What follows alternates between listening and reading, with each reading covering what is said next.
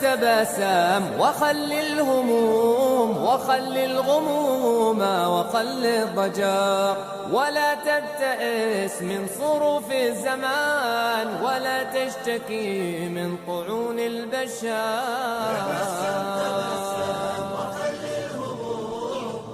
إن الحمد لله نحمده ونستعينه ونستغفره نعوذ بالله من شرور أنفسنا ومن سيئات أعمالنا من يهدي الله فلا مضل له ومن يضلل فلا هادي له.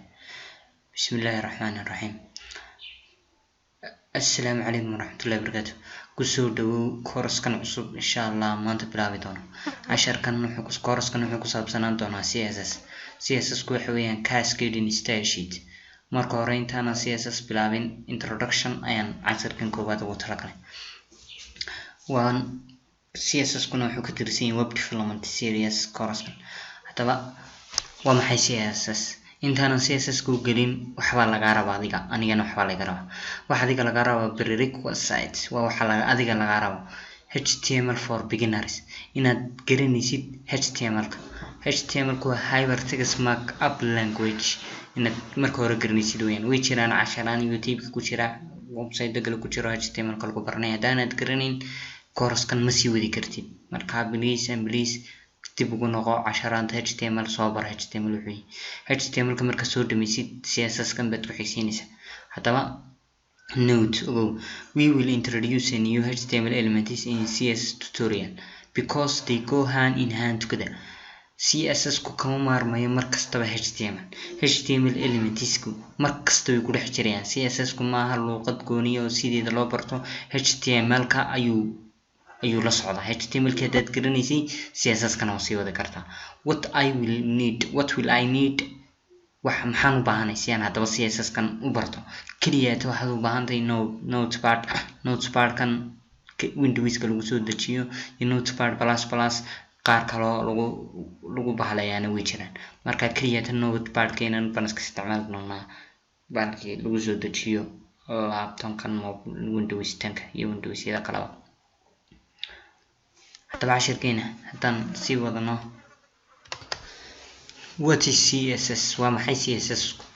introduction sidaan hore u soo sheegay casharkan waa introduction wuxuuna baray waa maxay CSS. hadaba maxaa loo soo gaabiyay? waxaa loo soo gaabiyay cascading style sheet. waa maxay hadaba CSS ku? style sheet language used for describing the look and formatting of document written in markup language.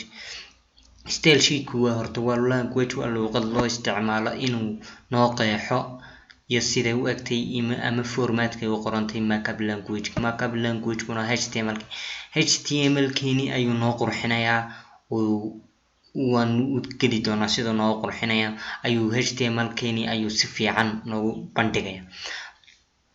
add style to your HTML keeni ayuu style ama qurux buu noogu daray. HTML keeni can completely control how your web pages look like without changing your HTML. si dhamaystiran ayaad u maamuli kartaa HTML kaagii aad qortay. kaliya imika HTML kii haddaad soo baratay header kii koobaad oo kale ee ku wada jiray documentiskaaga oo dhan ayaa mar kaliya bedeli kartaa ay ku wada bedeli kartaa hal command. analogy tusaale imagine waxaad suuraysataa you build a fence inaad dhistay deer weyn would be fence-gaasi markaa wuxuu noqonayaa HTML but the fence is unpainted. laakiin deerkaasi waa deer baa dhistay deerkii laakiin marinjiisna lagu dhigay. so sidaa awadeed in order to add color si aad color ugu dartid ama aad u rinjiisid deerkii aad dhistay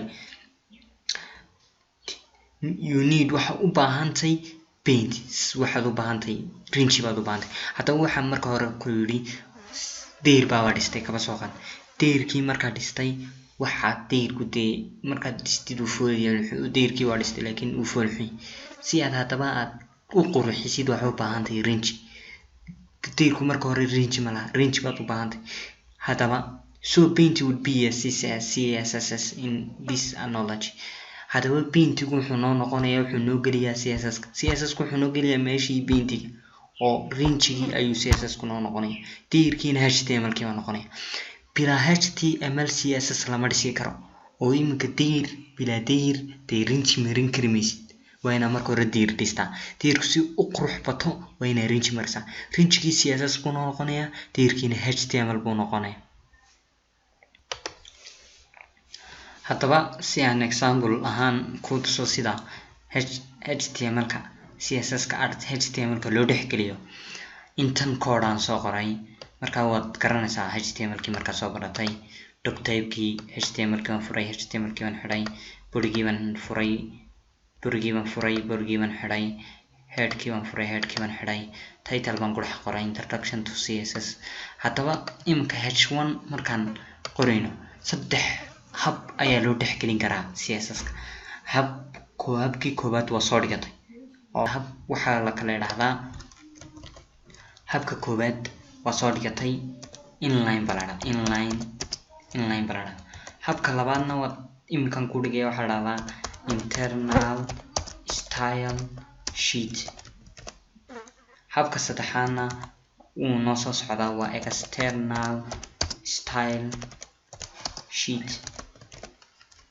hadaba inline-ku muxuu ahaa inline-ku wuxuu ahaa imka waxaan odhanaa oo kale style baan odhanaa sidii baa loo dhexgelin jiray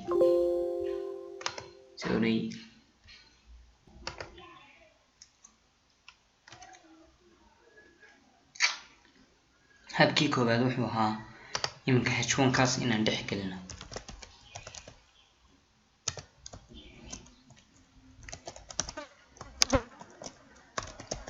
kan waxaad kusoo baratay html-kii leesanadii hadaba tan iminka ku bari maayo laakiin labada habee dambe ayaan ku baraya labada habee dambe waxa weeyaan internal iyo external marka cashirkeena maanta internalkaas ku saabsanaya headka ayaad furaysaa waxaad ku qoraysaa style waad xidhaysaa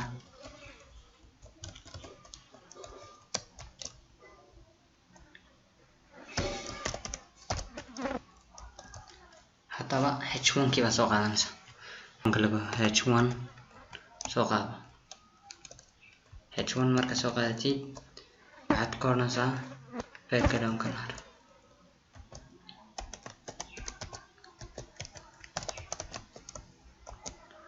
red background waa save garaynaysaa file save ama Ctrl+S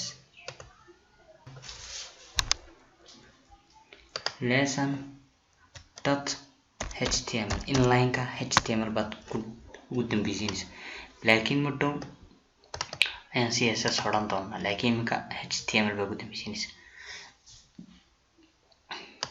save baad odhanaysaa halkaad ku save garaysay ayaad tegaysaa markaad tegtid waa kan lesson-kaasaan ku save garayna double click markaan taabanay intaasaan noo soo baxay welcome to css introduction to css in this lesson we will learn how to add css in html document marka html ka soo baratay css kuna intaasoo noo qabanaya inaan html keenay qurxisano fadlan hadaba cashirkeeni koobaad halkaasoo lagu dhamaaday waad ku mahadsantahay daawashadaada fadlan haddaad subscribe to my channel haddaad jeclaatay like-ta iyo commentiga xagga hoose noogu qor wixii su-aalaha xagga hoose ii soo dhig anaa insha Allah kaaga jawaabi doono. Wassalaamu calaykum waraxmatullaahi wabarakaatuh.